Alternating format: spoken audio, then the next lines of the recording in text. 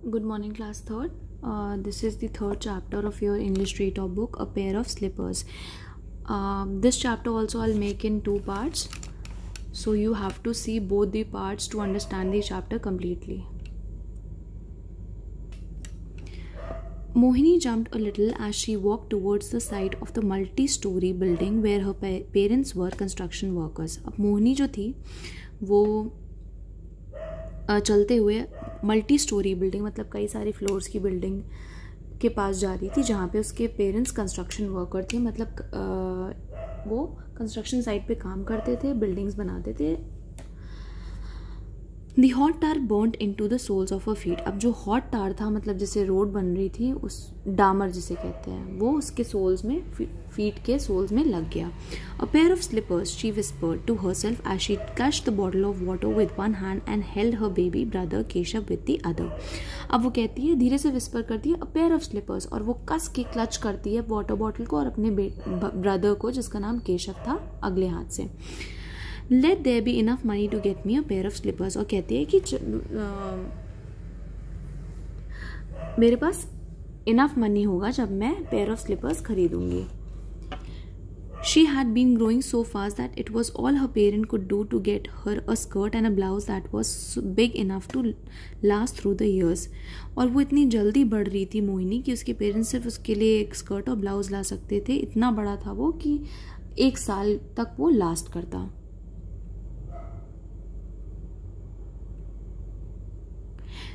There were the other children too to think of, and they went to school.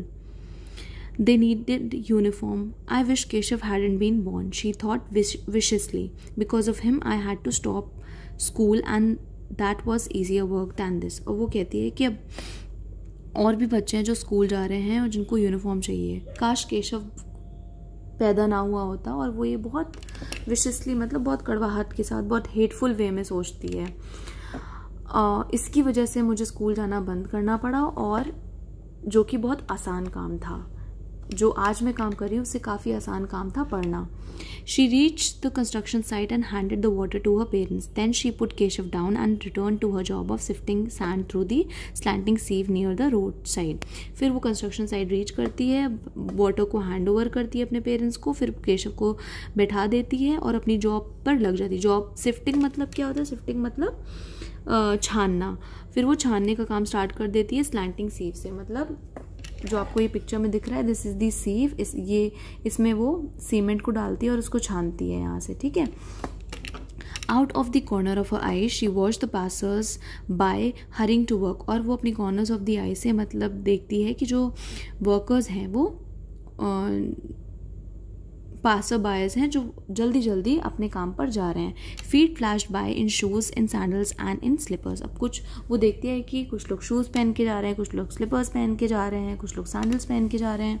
Any one of those would do. और वो कहती है कि इनमें से कोई भी चल जाएगा मेरे लिए. She thought then and give a start as she heard the screech of the brakes and a loud wail. अब फिर वो क्या सुनती है, और फिर वो अपना काम करना चालू कर देती है. एकदम से वो सुनती है ब्रेक्स, कस के ब्रेक लगने की आवाज़ और ज़ोर से चिल्लाने की आवाज़. It took her a moment to realise that Keshav was not beside her. अब उसे एक पल लगा ये समझने में कि केशव उसके पास नहीं था. With a loud scream she ran to where he stood crying in the middle of the road as vehicles moved around him and drivers shook their fist and cursed. और वो ज़ोर से चिल्लाकर वहाँ चली गई जहाँ केशव था. केशव कहाँ था? बिल्कुल रोड के बीचों बीच में, जहाँ पे गाड़ियाँ आ जा रही थी और ड्राइवर्स उसकी तरफ फिस्ट दिखाकर, मुट्ठी दिखाकर उसको कर्स कर रहे थे, उल्टा सीधा बोलते. She swung him on to her hip and retreated hoping that her mother had not seen. वो जल्दी से केशव को उठाती है और रिट्रीट करती है, मतलब पीछे हट जाती है. रिट्रीटेड मतलब पीछे हट जाना. और वो ये होप करती है कि उसकी मदर ने ना देखा हो. It was her father who had caught sight of the whole incident from his perch on the wooden slats 15 feet off the ground. और उसके जो फादर होते हैं वो देख लेते हैं कि क्या हुआ. ही yelled something at her but his voice was drowned in the noise of the traffic and she hoped that he would forget by the time he got down. लेकिन उनकी वो चिल्लाते हैं कुछ, लेकिन उनकी आवाज़ जो होती है वो ट्रैफिक में दब जाती है और वो सोचती है कि काश ये शाम तक भूल जाएगी क्या हुआ. The building progress fast and soon summer was almost over. अब बिल्डिंग का काम जल्दी जल्दी ख़त्म हो गया और समर्स जो थी वो भी ख़त्म हो गई. Mohini still hadn't got a pair of slippers, और मोहिनी के पास अभी तक पेयर ऑफ स्लीपर्स नहीं थी. There was always something a little more important to buy for the family when the weekly wages came in until the day Keshav decided to chase the stray dog that was playing in the side beside the site. अब family में जब भी wages आती थी तो मोहिनी की चप्पलों से ज़्यादा और इम्पोर्टेंट काम आ जाते थे. लेकिन एक दिन क्या हुआ, केशव जो था वो स्ट्रे डॉग को चेज करने लगा साइड जो थी उसके साइड के पास, ठीक है, जो सैंड पड़ी हुई थी वहाँ पे वो डॉग को चेज करने लगा, उसके पीछे भागने लगा. At first it was only a game and Mohini ignored her brother's squeals. Firstly तो वो सिर्फ एक गेम था, लेकिन बाद में मोहिनी उसे लगा कि ये लोग गेम खेल रहे हैं और वो इग्नोर कर देती है. और उसका ब्रदर जो होता है वो स्क्वील करता है. स्क्वील मतलब बहुत ज़ोर से रोता है, बहुत तेज़ आवाज़ में. Then he grabbed the dog's tail and pulled. फिर वो डॉग की टेल को ग्रैब करता है और उसको खींचता है.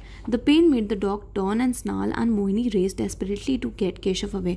अब जो डॉग होता है वो कस के घूमता है, गुर्राता है, और मोहिनी जो होती है वो जल्दी से भागती है कि केशव को उससे दूर करने के लिए. She did not see the shards of the glasses until she had stamped right on to it with her bare feet. अब वो नोटिस नहीं करती कि ग्लासेस, शार्ड्स ऑफ ग्लासेस मतलब ग्लासेस के पीसेस पड़े होते हैं, वो उनको नोटिस नहीं करती है और उनको कुचल देती है अपने पैरों से, मतलब उन पे चल देती है. और उसके फीट कैसे होते हैं, नंगे पैर होती है ना वो. शी स्क्रीम्ड विद पेन, और वो कस के दर्द में चिल्लाती है. Her voice made Keshav let go of the dog's tail and it slunk away. और उसकी तेज़ आवाज़ की वजह से केशव जो होता है डॉग की टेल को छोड़ देता है और डॉग जो होता है जल्दी से भाग जाता है.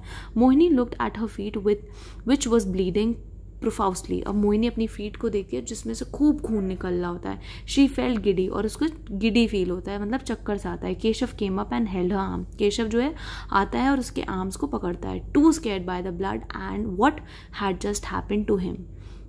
अब वो बहुत डर जाता है ब्लड को देख के और जो उसके साथ हुआ उसको देख के. ठीक है, so this is the part 1 of this chapter. Part 2 you have to see to understand the chapter completely. Thank you class.